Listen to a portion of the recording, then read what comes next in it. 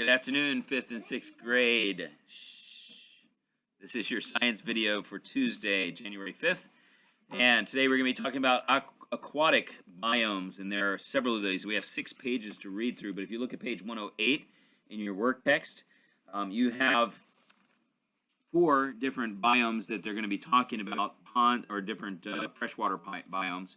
Ponds, and then you have a blank one, and then streams, and then blank one. You'll be able to figure those out, though, as you go through them. And so what you're going to put in those blank boxes are basically the descriptions that are in there of what's in there. And so that will be what you would have in there. All right, on page number 109, you have a puzzle to do, and it's basically going through some of those answers that you had. And then also on the back of 109 is 110, and that is a study guide that will be very helpful for you in the last quiz that we do in this chapter, which will be, I think, on Friday. And so those are what you're going to be working on. So let's look at, we start with the reading on page 160, and we'll start with aquatic biomes here. It says, land biomes are influenced directly by the climate. However, aquatic or water biomes do not have one specific climate. One example is the Pacific Ocean. It stretches from cold Alaska to the warm tropics and then to the cold shores of Antarctica.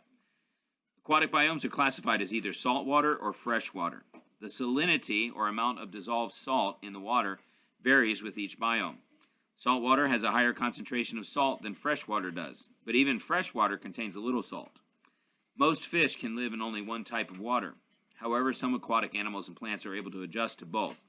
These animals and plants can adjust to the salinity, temperature, and speed of the water more easily than others can. Salmon and eels, for example, are able to live in both kinds of water. Saltwater biomes.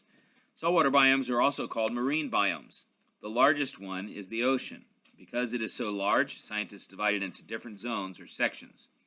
One of these zones is the place where the ocean and shoreline meet. As the ocean tide comes in and out, it sometimes forms tide pools. Tide pools are low places along the shore that are exposed by low tides. The living things in the tide pool change their behavior as the water goes in and out. When the water is low, clams snap their shells shut to keep water inside. Sea anemones pull in their tentacles and keep moist by covering themselves with slimy mucus. As the waves rush back into the tide pool, sea urchins wedge themselves between rocks, and sand dollars burrow into the sand to keep from being pulled back into the ocean. Coral reefs are another section of the ocean that are found in or near the tropics. These reefs are formed by living animals called corals. Corals prefer the clear, warm, shallow saltwater of the tropics. Certain types of corals attach themselves to underwater objects. When the coral dies, its limestone skeleton remains. Other corals attach themselves to the skeletons and the cycle continues. The result is a beautiful coral reef. Many kinds of organisms live in coral reefs. In fact, coral reefs have such great biodiversity that they are sometimes called the rainforests of the sea. Many brightly colored fish, such as angelfish and parrotfish, live in coral reefs. Another zone is the open ocean. It is often divided into layers based on the amount of sunlight each layer receives. The top layer receives the most sunlight.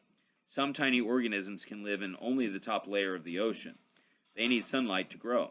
Many fish and sea mammals also live in this layer because they depend on these organisms for food. The deeper layers of the ocean are dark and cold. They also have a lot of water pressure.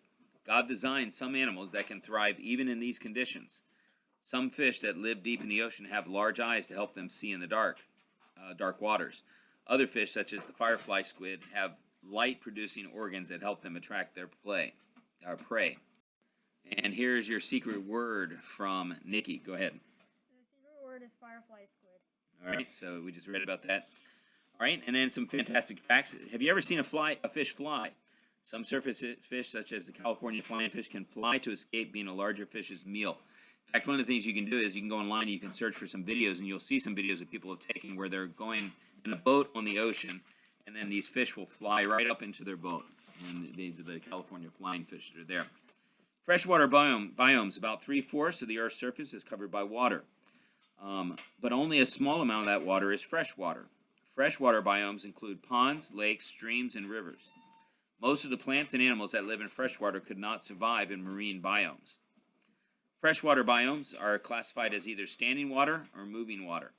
The term standing water is used for any water that is not constantly moving. Ponds and lakes have standing water. This water can come from rivers, springs, rain, and melting snow. These bodies of water can be found in both cold and hot climates.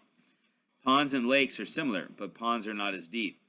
This allows plants such as cattails and reeds to grow in the pond as well as at its edge. So remember, when you're doing that information on these type of things, the ponds and the lakes, the ponds would be the first one, and you talk about the things that it has, the shallow level and the cattails and reeds that grow in it. And then because lakes are deeper, many lake plants grow only at the edge of the lake. Some plants, such as the water lily, live on top of ponds and lakes. The rounded leaves of the plants help protect them from the wind. Many animals also live in ponds and lakes. Dragonflies dart among the plants. Bullfrogs and snapping turtles live along the water's edge. Freshwater fish, such as perch and largemouth bass, swim in the water. Beavers may use nearby trees to build their dams in the water. If and when we go to Mount St. Helens this year, you'll get the opportunity to see an actual beaver dam that was built by a beaver after the explosion, and it's been there for a good while now. But it's a huge beaver dam on this particular river or lake that they had there that the beavers had built. And then look at the creation corner there. So if you put a leaf on the surface of a pond or stream, the leaf will eventually sink. But water lily leaves have air pockets that help them float. The leaves are covered with a waxy surface that helps water slide off the leaf. The lily's flower also helps it stay on top of the water, not by not opening on rainy days. If it did, water would collect on the top of the plant and cause it to sink. Underneath the water water lily's stem is anchored in the mud. This stem is very strong, but it is also flexible. The flexibility helps the plant adjust to the height and movement of the water. The water in other freshwater biomes, such as rivers, is constantly moving. River water can come from snow, rain, glaciers, and groundwater. Gravity keeps this water flowing downhill toward the ocean. The beginning of a river or the headwater is usually a little stream. This water is usually clear and moves quickly. As the river winds along, other smaller rivers called tributaries join it. The river gets wider, slower, and warmer as it flows toward the ocean. The river may also get muddy as dirt and debris get mixed in. The mouth or end of the river empties into the ocean. If you've ever been down, crossed into Oregon, you can see how wide the river is down there, and how it is. In fact, when Mount St. Helens exploded, that was one of the problems. There's so much debris that came in through the Cowlitz River, down that into the Columbia River. They had to actually dredge, and there were boats that were grounded during that time on the debris that had come in from the mud and everything that flowed down the river and the Cowlitz River into the Columbia River, because it flows into that. The temperature and speed of the water affect what kind of plants and animals can live in freshwater biomes. Plants and animals that live in fast-flowing water must be able to either move with the water or anchor themselves against the current. Plants, such as mosses, attach themselves to rocks in a stream. Many fish, including some kinds of trout, prefer the cool, fast-moving water. The plants and animals that live in the slower water can be very different from those in the fast-flowing water. Plants along the edges of slower water may be similar to those around ponds and lakes. Some fish, such as certain kinds of catfish, feed on the bottom of rivers. They prefer the slow-moving water. Some large river mammals, such as the manatee, also live in slow-moving rivers. They eat the water plants that can grow in slower waters. All right, now we're going over to wetlands, which is page 164, and then we'll finish this section here. This is the end of the chapter, and you guys have a test on, I think it's Thursday. So, all right, wetlands. Scientists often disagree about how many land and water biomes exist. This is because biomes do not have set boundaries. They often merge into each other. One biome gradually turns into a different one. This transition zone can happen in places such as where grasslands meet a forest or where water meets the land. It can even happen where a river flows into the ocean. Jania's science project was about protecting wetlands. Wetlands are areas of land that are almost always wet. Some wetlands are covered by water all year round. Other wetlands do not have water for part of the year. The water in some wetlands comes and goes with the ocean tides. Wetlands are usually classified as marshes, swamps, or bogs. Now we have those here in this area, and so we can look at around and see if we can find certain things. We do have some swamps, not as many, but there are a lot of them in the south. Marshes and swamps. The most common wetlands are marshes. They are found in many places and can have either fresh water or salt water. Most marsh plants are grasses such as reeds and cattails. Trees usually do not grow in marshes. Animals such as muskrats and alligators sometimes live in freshwater marshes. Saltwater marshes are homes to oysters, crabs, and water birds such as pelicans and cranes. Swamps, on the other hand, have many trees. The types of trees vary depending upon where the swamp is located. The type of water also determines what kinds of trees can grow there. Saltwater swamps usually have mangrove trees. Freshwater swamps may have maple, willow, or bald cypress trees. Wading birds and snakes are common in swamps. Some also have alligators. Much of the Mississippi River Delta is covered with marshes and swamps. Because there is so much plant and animal life, even a small change can have big consequences.